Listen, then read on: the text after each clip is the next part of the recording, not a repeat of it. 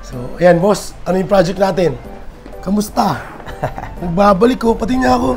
Ako sa init kasi dun sa ano. Iba talaga pag dark yung black and gray, oh. Matagal yung buhay. Gawa yung biyahe namin nun is sa Caribbean. So, pag nalabas, mainit talaga, no? mainit talaga. Ito na lang siguro siya, boss. Yan. Okay, di niya ako. So, siguro ganito yung concept nyo lang din, no? Tapos gagawa ko ng akin. Pwede naman. Pero syempre, kailangan kahit paano, hindi natin ito makopya. Para meron tayong kahit paano, ano, di ba? Okay ba sa'yo yun? Okay. Sa bagay, edit ko naman, makikita mo yun eh. Okay. Bago natin itusok sa balat mo. Ito, ganun din yung ginawa natin. Oo, kinastomize natin. So, ganun din ang gagawin natin dito. Itong idea ang binigay mo, dito lang kukuha ng ano, para makagawa tayo ng sarili natin. Tama? Tama. Okay. Wala masyadong pag-uusapan. Edit muna ako, bossing, ha? Okay po. Okay. Good day mga pade, at bagong araw na naman. Ang project pa natin dito mga boss ay isang custom design na black and gray. Bali half sleeve po ang gagawin natin dito mga bossing ha. At idudugtong natin to sa kanyang lumang tattoo. Bali nagbabalik po pala ang ating bossing na tinutuan natin last year. At gusto naman pumasaktan mga bossing. Dito mga bossing ay meron po siya ipinakitang design na gusto sana niyang ipagawa. Ang kaso nga lang mga bossing, syempre hindi natin yung gagawin. Bagkos ang ginawa natin, gamit-gamit yung ipinakita niyang design mga bossing, ay nag-edit tayo para sa kanya. At sa part na to mga bossing is nag-edit na tayo gamit yung pinakita niyang design mga bossing. So dito is hinawig natin to nang sa ganun kahit paano is makuha pa natin yung gusto ng ating bossing na hindi nalalayo doon sa pinakita niyang design. Ito kasi yung request ng ating boss. So yun boss, ito yung nagawa kong design. Parang parehas ng din dun sa kanya. Oo, kahawig niya, di ba? Pero mapapansin mo, iba yung naman loob ng iba niyan. Tingnan mo yung reference mo. Yung pinagkunan natin ng idea. Nakaiba na yung leon na nakalagay. Nakaiba na yung leon. Iba na rin nandun sa gitna, iba na rin yung nasa baba. So, kamusta naman po? Parehas lang. So, okay na. Okay na siya. Goods naman tayo. Yes, yeah. Okay, good. Sige. So, i-stencil ko na to, tapos ano tayo? Okay. Game na, ha? Okay. Bis ka usap. So, yun mga boss, nakita nyo naman po yung ginawa nating design, no? So, alam nyo na kung paano natin ginawa yung design natin. So, dalawang stencil po yan. Dahil nga po, mahaba po yung paglalagyan natin, hindi siya kaya ng ating A4 lang. Kung makikita niyo po yung A4 mga bossing, ito po yung size ng A4 natin, no? Diba? Kapos siya rito. Tapos bukod doon dito sa ibabaw ay hindi natin mapapalaki yung mismong design dahil nga i-compress natin yun sa A4 eh. So mangyayari, magiging maliit yung design natin. So para maging malaki siya, ang gagawin natin is magpiprint tayo ng dalawa nito. So kalahati ng design natin dito, tapos yung kalahati dito, tapos pagsasamahin natin. Na ito na nga po yung kinalabasan. So dalawang stencil po ito na stencil paper mga bossing. Hinati natin sa dalawa, pinrint natin kalahati-kalahati nang sa ganun, pagdudugtongin natin sila ngayon para makabuo tayo ng malaking design. So kung mapapansin nyo mga bossing, yung kaninang kapos na hanggang dito, abot na hanggang dito ngayon. Tapos maliban doon mga bossing, syempre dahil nga mas malaki na siya, mas malawak na po o mas malapad na po yung nagawa nating design. So yun po yung discarding ginagawa natin mga bossing kung sakasakaling kailangan natin mag-print ng malaki.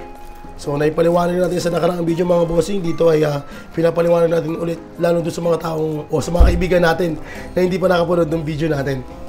Yan. Lagi nyo rin sasabihin sa mga bossing natin, mga boss na pag magdidikit tayo ng design is dapat nakarelax lang talaga yung kanilang mga braso para hindi na-deform yung inyong mga design.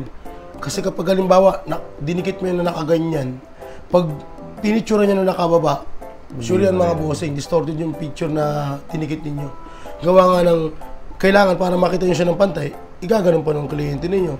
Pero dapat kasi is normal yung nakikita. So dapat yan nakabagsak lamang po yung kamay o yung braso. So pag ganitong naka-curve yung muscle ng ating bossing mga boss, gupitin nyo lamang po yung ibang part para hindi lukot yung design ninyo. Itapat nyo po dun sa mga part na hindi masyadong madetalye or may linya para hindi baluktot yung pyesa ninyo. Or madaling sabi, hindi babaluktot yung mga pyesa ninyo. So katulad itong ibabaw mga bossing, no? Lulukot kasi yan pag pinuyasa ninyo. Ang gagawin natin dyan, gugupitin natin yan dito sa gitna. Yan. Para pag idinikit natin, lalapat siya ng maayos. At sure naman ako bossing na meron dyan hindi magtatagpo. Gawa nga ng ginupit natin siya. So kapag tinatato nyo na siya, dapat aware kayo doon na kung sakasakali nandun ako sa part na yun ay mahabol niyo po para maging pantay po. Huwag na po kayong susunod doon sa stencil niyo mga bossing kasi ano yun posibleng maligaw kayo at bumaluktot po yung ginagawa ninyo. So yun mga boss, ito yung project natin ngayong araw. Meron tayong half sleeve na custom design. So dito ay meron tayong nilagay na lion, tapos yung mga relo. Tapos dito sa part na to, meron din yung relo mga bossing pero hindi na siya masyadong mapapansin gawa nga ng idudugtong natin dito sa kanyang lumang tattoo mga bossing. Bali itong tattoo niya mga bossing is gawa natin pa sa kanya last year, no? Parang last year lang. Last year lang. So ayan, nagbabalik pala yung ating bossing from Quezon City lang. Quezon City lang. So muli mga bossing, ito yung project natin. Meron tayong half sleeve custom design na black and gray. Game! At ayun na nga, game na tayo. So dito mga bossing, pag-usapan naman po natin yung madalas itanong sa atin ng mga kaibigan natin dito sa ating comment section mga bossing. Dito kasi madalas kong mabasa yung mga kaibigan natin na nagtatanong kung magkano daw ba yung presyo ng tattoo na ginawa natin halimbawa na lang ngayong araw.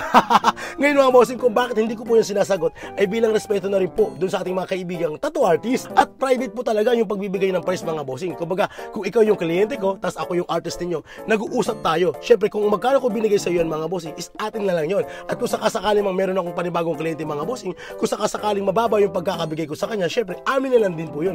Depende po kasi yun sa pag-uusap ng artist at ng client. Nga pala mga boss, gagamitin ko itong pagkakataon na to para bigyan kayo ng paalala at babala na meron pong nagpapanggap na ako.